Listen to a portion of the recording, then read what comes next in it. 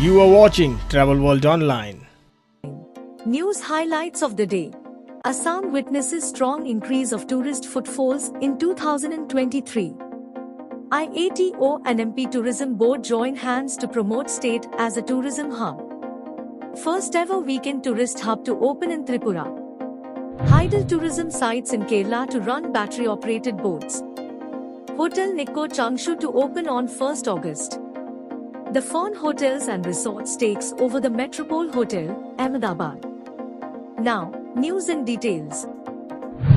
There is a whopping increase of tourist footfalls of 573% in domestic tourists and 783% in foreign tourists in 2023 in the state, said Assam Tourism Minister, Jayanta Mallabarua. He met leading tour operators from Delhi to promote Assam as tourist destination and to strengthen cooperation with tourism partners.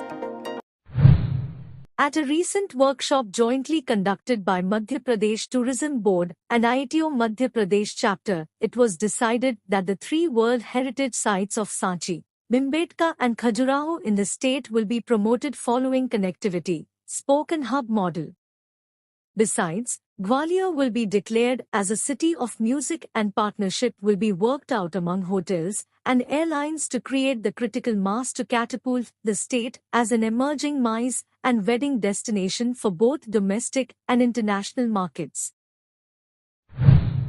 Tripura will witness its first ever weekend tourist hub on 30th July in front of the Ujjanta Palace in Agartala, said Tourism Minister Sushanta Chaudhary on Friday. No vehicular movement would be allowed from Sherawali Sweet Corner to Rabindra Bhavan Chaumohani and Jackson Gate traffic point during the weekend tourist hub, officials informed. Chief Minister Dr. Manik Saha will inaugurate the event in the presence of Chaudhary, Agartala Municipal Corporation, AMC Mayor Deepak Mujumdar, the Chief Secretary, and other officials. Near the heart of India. A land filled with surprises. In the mighty force of your waters, you hold the deepest secrets that take us back in time. When it's said that the gods walk this land, this is where we feel the warmth of your faces. Come, experience Chhattisgarh. The Hydel tourism destinations under the Kerala State Electricity Board, KSEB, will soon switch to green energy. Plans are afoot to deploy battery-operated boats in the major Hydel tourism destinations in the state. State Hydel Tourism Director Narendra Nath Veluri said the move was intended to make Hydel tourism destinations environment-friendly. Hotel Nikko Changshu has announced it will open on 1st August 2023, initially with a slightly limited range of facilities. The first Nikko-branded hotel in Changshu, in China's Jiangsu province, Hotel Nikko Changshu is strategically located at the heart of the Changshu National New and High-Tech Industrial Development Zone. The Fawn Hotels and Resorts, India's leading environmentally sensitive hotel chain, is pleased to announce the takeover of the Metropole Hotel, Ahmedabad under the company's revenue share model.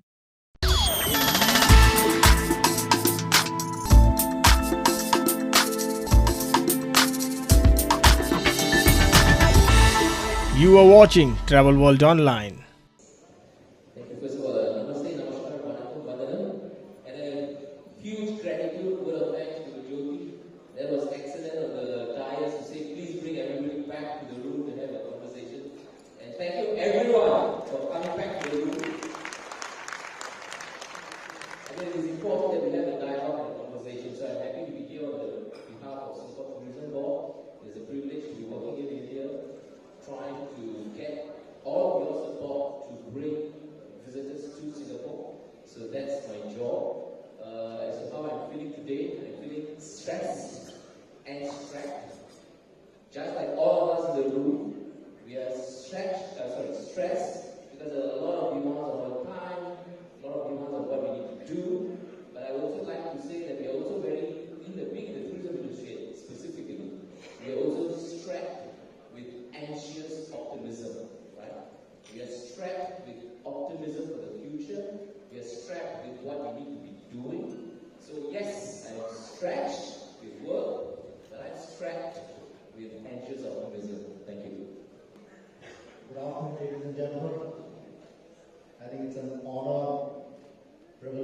and a pleasure to be here amongst you.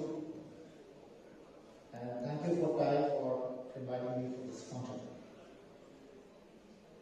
I'm sure most of you, as well as myself, I'm wondering how an ex-colleague finds place on a dais amongst travel agents. Well, I was in the Indian Navy for about 24 years, and after that I have spent about 15 years with the cruise and the Navy tourism business. I head the cruise vertical at JM Bakshi, and we handle about 85 to 90% of the cruise ships which call into India.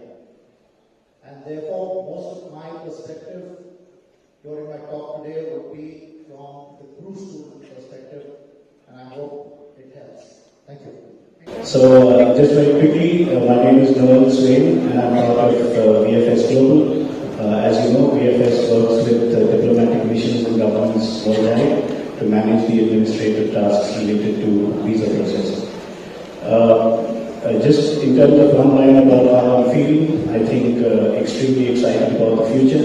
We heard a lot of numbers thrown at us yesterday right from the first session, but the one that kind of sticks in my mind is the fact that Indians going abroad and spending, just the overall number is increasing 3 times within the last, when we look at 2026-27, so within 7 years it's going up 3 times, while the overall travelers volume is probably increasing about 40-50%. So, which clearly shows the amount of opportunity that exists in the Indian market. Thank you, Noel. Just to add to what Noel is saying, as Faith, along with all the industry bodies, all of them which are here, we have in our vision work with the government that the outward travel from India should touch around 75 million travelers. And that's the size of the opportunity that we're looking at. And as you're aware, that when people go outbound, they spend at least triple to 4 times more than what they spend in domestic market. So that's the extension of the value or the volume of opportunity that each of you can look forward to. What you're saying. So let's come back to Dave. Dave, please tell us as to how can the travel community, and this is the question individual and not the question, how can the travel community work better with your organization or with services such as yourself to increase the value that they have to their clients and create more business going forward? So, look, we've been discussing this for the last couple of days, and the whole pattern of travel, the way the traveler is looking at traveling overseas is changing significantly and has already changed in the last 10 years. Let's not forget that every traveler before goes to a travel agent has now ChatGPT. He knows exactly what he wants to do and is looking at a travel agent to add value to his travel, and that can only happen if ancillary support service providers like ourselves can support the travel agent in doing the same. So one of the most important things that we're looking at our end is and what we've seen in the last couple of years is the traveler is now very specific, right? So he wants to either go for specific tour, either it's a road trip, he's going for a ski trip, skiing, or he's going for deep sea diving. He's very specific to why he's traveling, and a travel agent needs to assist him with more relevant products, more relevant suggestions, rather than just going for a vanilla. And that can be done by using the right technology. So on our tech platform now that we have just launched, a travel agent can actually curate a product based on the traveler's need and requirement, and not just offer the standard silver, gold, platinum to everyone. Right? So I think that's one big shift that what we are seeing, and This whole technology platform, it will sort of empower the travel agent to give the customer exactly what he wants. And that's the reason why he's coming to travel agency. Otherwise, he can go and find online. Thank you, Dev. And I think one role is very important. Please empower yourselves. You need to all empower your own business to ensure that you stay relevant to your clients. And we'll sum all of this later. Shrita, why do you represent a lovely country, Singapore? Could you also maybe advise our travel friends as to when they work with a country in promoting outbound, how should they better work with a country to add more value to their own travels? You can use the reference of Singapore obviously, but also can you then probably templatize it in a way that that when they are offering a solution to their customers to travel to a particular country, how do they, as they rightly say, become more relevant, become more valuable while adding value to their own business? Okay. I think a couple of points come to mind. Number one, I would like to start by saying that staying relevant, staying connected as a travel fraternity is very, very important. About 10 years ago, pre-COVID, in a room like this with travel agents, being a candid speaker that I am, I asked an existential question. Guys, 10 years down the road, will you be still in business? Is travel agents still a relevant fraternity in this market like India? It is a digi-savvy market, it's technologically advancing very rapidly. If it is going to go the direction of an advanced country like US or Europe, the role of a travel agent gets diminished because, as was mentioned about AI, ChatGPT is now even causing a lot of commotion in the world. So what is the relevance of a travel agent? Thanks to COVID, the travel agent is back in business. Thanks to COVID, the traveler today is even more hypersensitive that he wants to be managed by a travel agent. And India, being a very service-oriented country, for everything you want to be serviced. For a pani puri, there are 5 people lining up and doing your pani puri. Right? So in this kind of a climate, good news is the travel agent's relevance is back. The good news is, in my personal assessment, it is going to be there for at least another couple of decades for a few reasons. India is on the rise. India is going to be economically, politically going to be such an important country in the next decade and more. And therefore, a lot of travelers are going to be traveling. India is, as you can see, every country is knocking on the doors of the Indian consumer and saying, please come and visit my country. So, good news is, we are back in business, but how do you then make sure you are staying connected, staying relevant, and staying ahead of the curve, that you are not overtaken by the technology that is going to say, if I'm a 25-year-old guy sitting in Surat or sitting in Jaipur, I don't need a travel agent, I know how to cook and move. But I think where your big benefit is, you're able to advise, you're able to manage, you're able to be there when something goes wrong and fix the problems. The second thing, maybe to talk to the point about Singapore. First and foremost, huge sense of gratitude and thanks that all of you in the room continue to make Singapore among the most visited countries from India. Singapore considered India as our 3rd largest source market in 2019, and even till today, India is a very, very important source market for family travel, for cruise, for MICE, and for the young Indians coming over. So it is very important that we continue working with you to promote Singapore. So my take on how can you promote Singapore better? One opening statement: stop selling the myth that Singapore is expensive. Right? Everywhere I go, travel agents keep on saying Singapore is expensive, Singapore is expensive. No. I think the consumer today is not talking about price in a very absolute black and white. They are not. They are far sharper than, I think all of us know that the consumers are very, very sharp. They are very clear, what is the value? Where is my paisa per soup?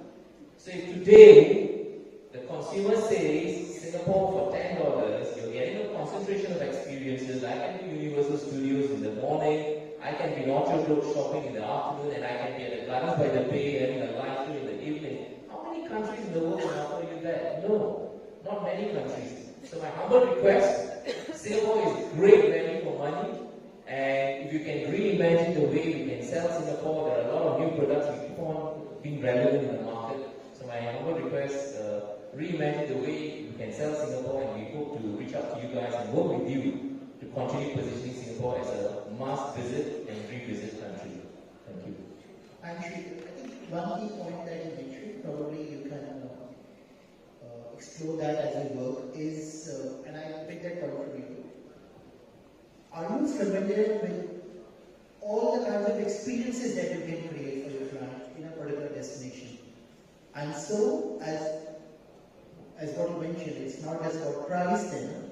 So if you have clients who are talking to you about price, you can talk back to them about experiences. So there's a certain experience that your client doesn't want because it's expensive or doesn't have value for money.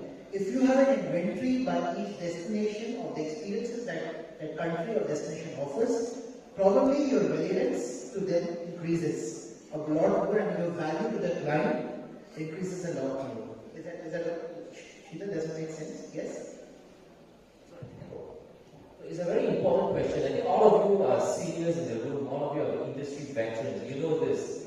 The consumer is very clear. Value is important, experience is important. Why am I going? How am I going? So the convenience is important.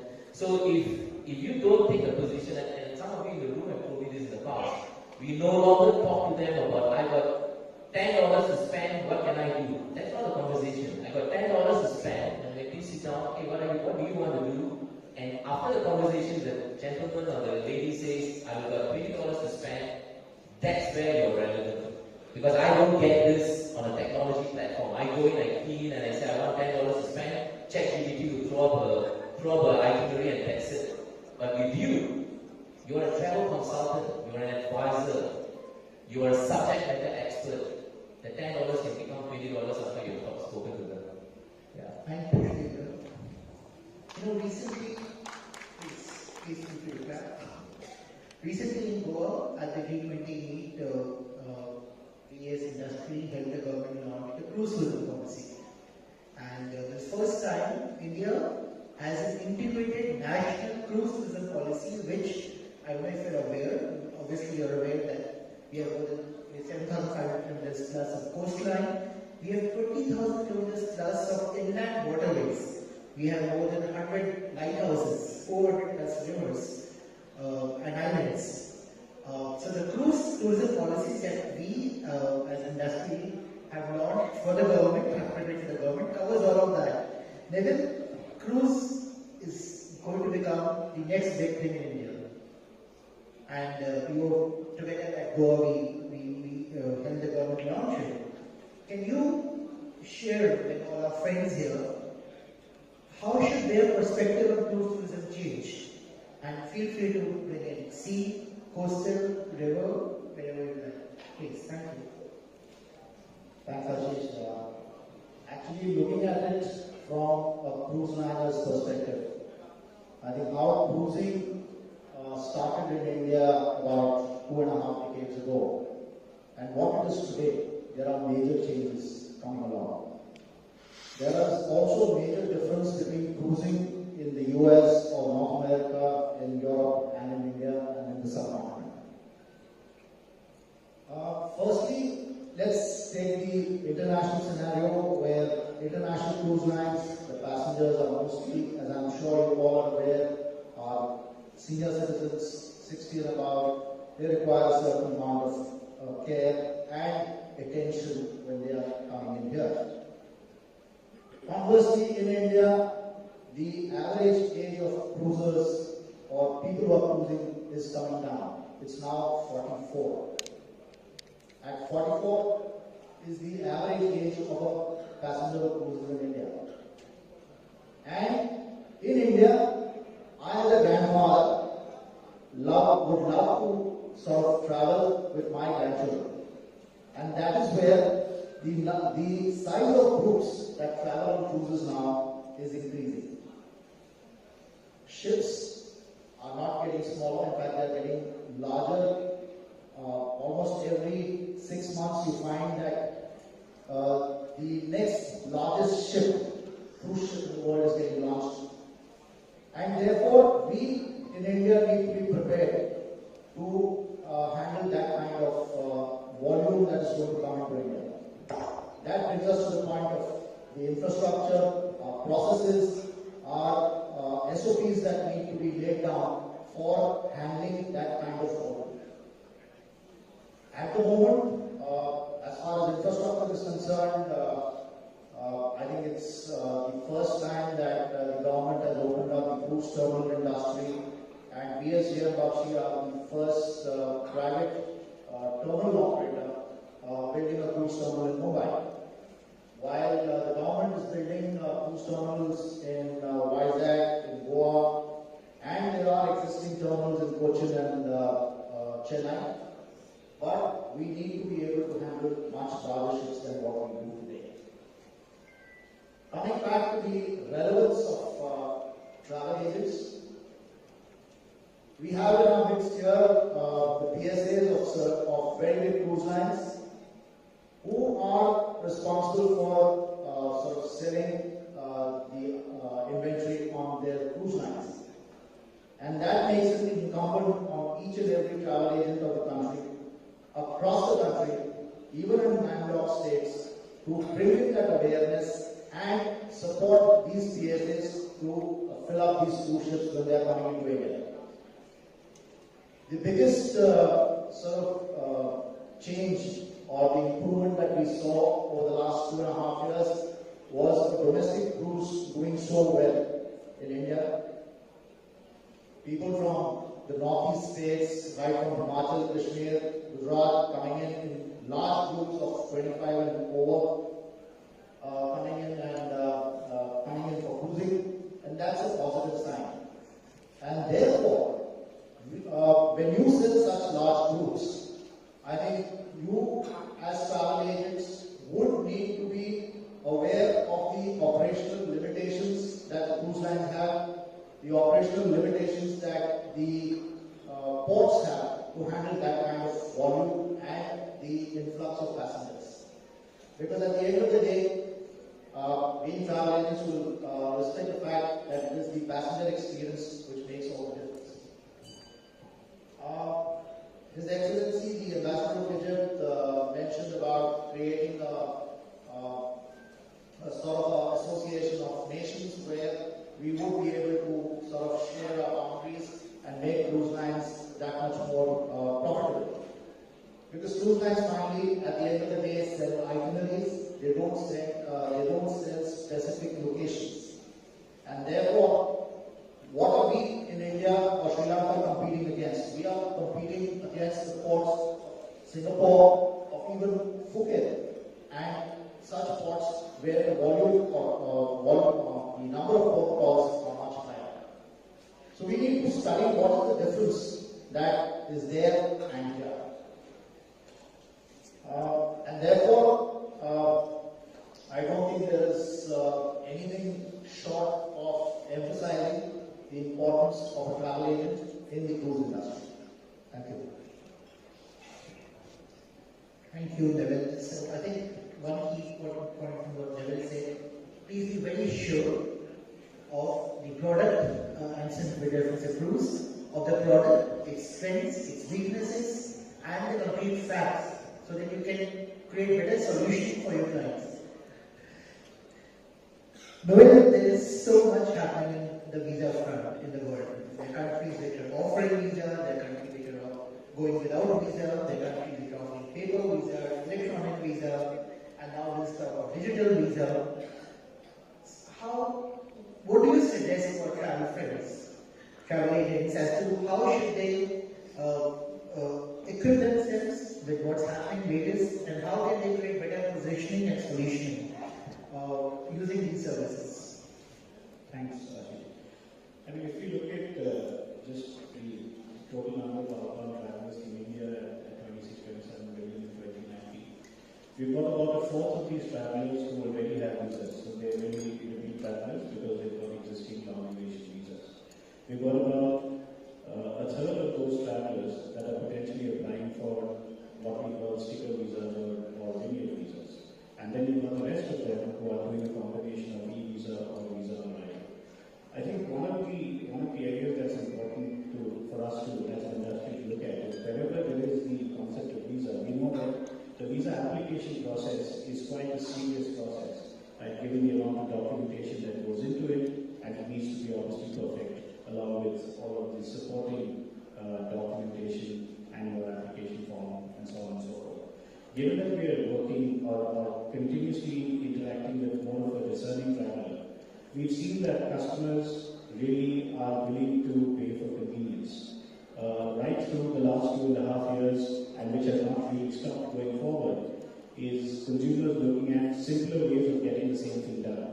We've introduced various value-added services like the premium lounge, the ability to keep your passport in case of UK, the visa at your doorstep service where we can go far and wide on weekends after office hours to assist customers and make it more convenient for them to complete the application process.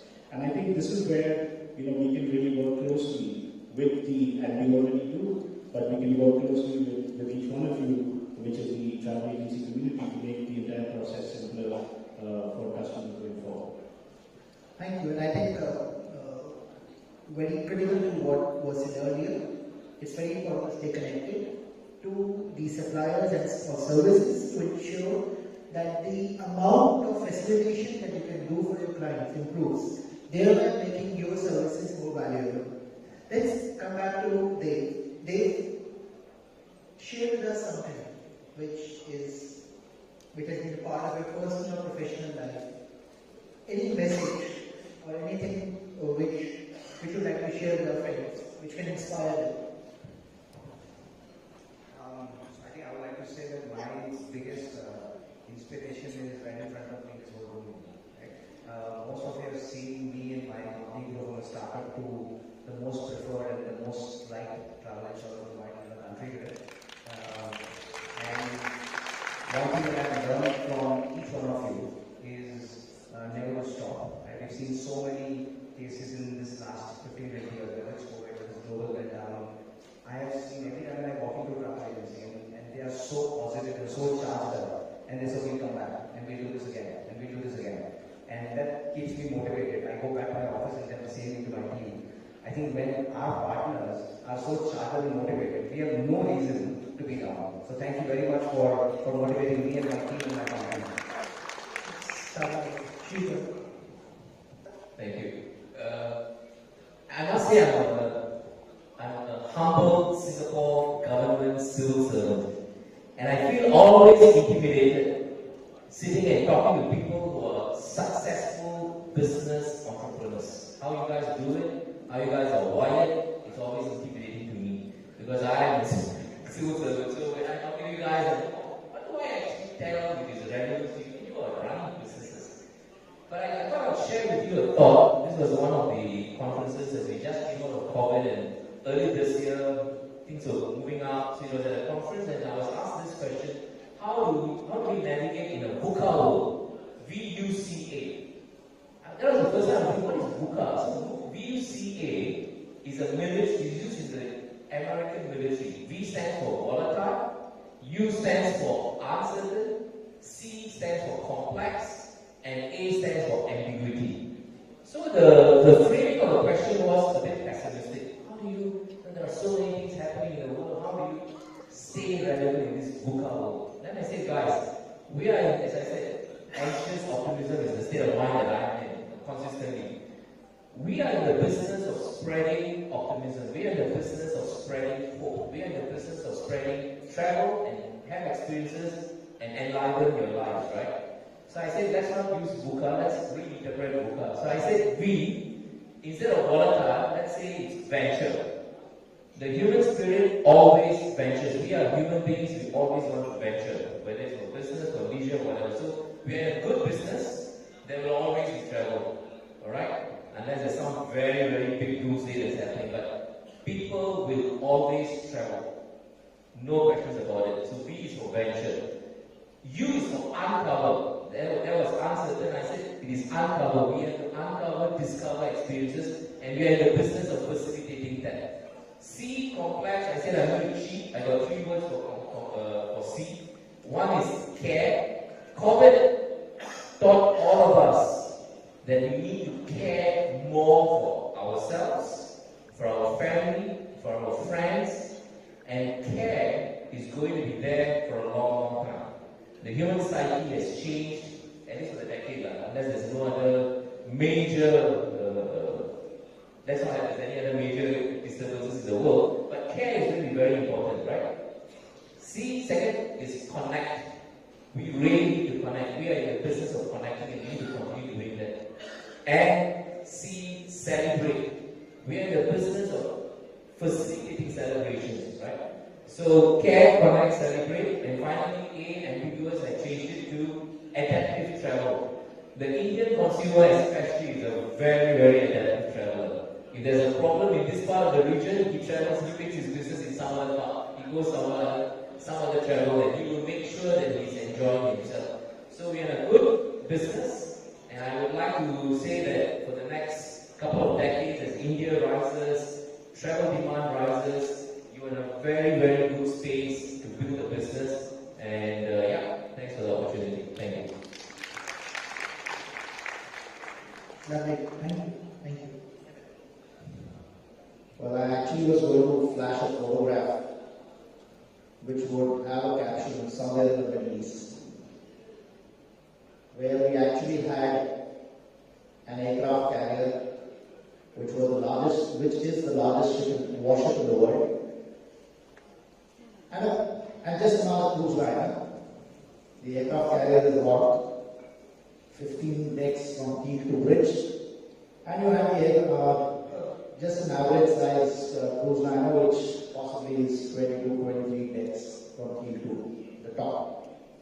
Berths just 20 meters apart. And fortunately we were the agents for both the ships, and therefore we gave the opportunity of exchanging visitors on the ships.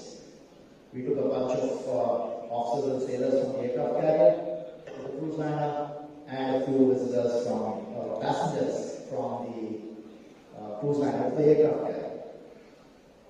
Obviously, both the groups were enamored by each other, the grass being greener on the other side. And seeing the response that we had, we opened up another group of visitors, and trust me, the number of passengers, cruise passengers who wanted to come onto our carrier was much, much more than the number of officers and sailors who wanted to come onto a cruise ship. Now, the reason why I'm bringing this out is also relevant to the fact what Sridhar said about uncovering domains. As the travel industry, we need to explore the unexplored, find the uncharted areas where we can go and provide new experiences to various people. I think over a period of time, people have got used to what they have, and therefore the onus is on us to provide them that much more and more. Thank you. Amazing. Thank you.